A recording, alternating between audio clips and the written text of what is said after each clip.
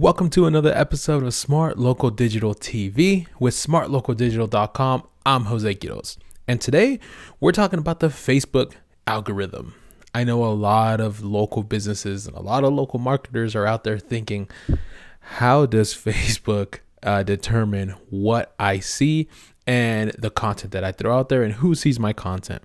That's what we're here to explain. So what Facebook is doing right now is it wants to avoid becoming MySpace, right?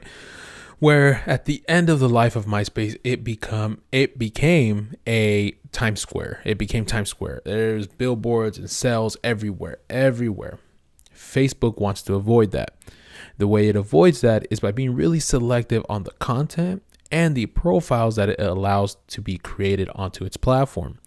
The way it monetizes is it sells ad revenue, right? So it collects data, sells ads, and generates money that way. Now, how does it determine what your content is doing, where it's being shown, etc.? So the first thing we want to know is that Facebook uses a point ranking system. So for every piece of engagement is worth a certain amount of points. A 30-second, I believe it's a 3-second view. Of 3-second view is worth a certain amount of points. A 30-second view is worth another amount of points. So views is worth a certain amount of points. And then you have your engagements, your likes, loves, reactions to that, right? That's the little emoticons, emoticons that you click on, whether you like something or you love something or you're surprised by something. That's worth another set of points. And I'm going in order. I'm going by the least amount of points to the most amount of points. So the least amount of points is a view or an impression, meaning this is the amount of people that saw it or that quickly clicked on it or not clicked on it, but just saw it within their news feed. That's the least. Then we have at second least, right, or a little bit more value is the likes, the loves, the reactions to it. Right after that, we have comments. People actually going in there and commenting, oh my God, I love this, or expressing their opinion about something, etc. And then we have the fourth part actually, that's worth way more is the sharing. So sharing is huge for Facebook. They have a huge value on sharing. Pretty much what the algorithm is telling Facebook when someone shares something is someone watched this and found it compelling enough to want to share with others, right? It's almost like a word of mouth. It's as if you went to a restaurant, you loved it, and you just had to call your friend, text your friend, and let them know, hey, this restaurant, I'm sharing it with you. You have to go check it out. So a share is major.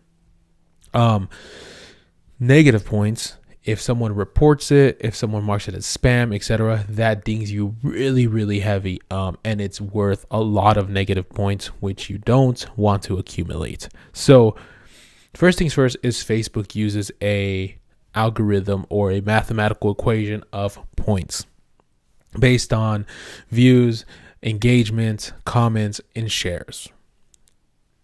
Then what Facebook does is once you post something, it will show it to a certain percent of your audience. So 5% of your audience, 10% of your audience. And then the more points it ranks up, the more engagement, shares, etc., the more it starts opening it up. Now they show it to 20% of your audience, 25% of your audience, 40% of your audience. But that only happens if there's an initial organic reaction to it, comments, shares, engagement, etc. So that's step 2 on how the algorithm works. Step 1 is engagements. Step 2 is increasing the percentages based on engagement.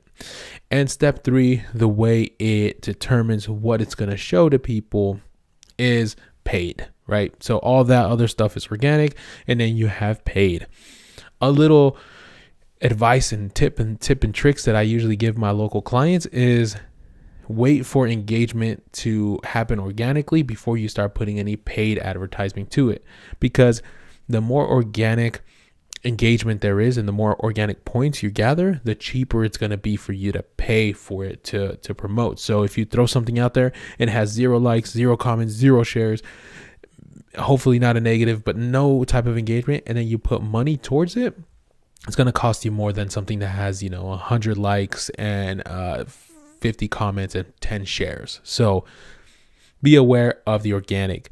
One tip that I usually give my local clients as well is, let's say you're a bar owner and you've been creating content and you're gonna start promoting it now. You're gonna start throwing that on Facebook. When you throw up content onto Facebook, reach out to your staff, reach out to people around you and say, hey, I just posted this video. Go watch it, go like it, go comment, go engage on it. Get some of that organic people on you and your clients, your customers, etc. And then put a little paid money into it if you want to. And it depends on the type of content and what you want to do with it.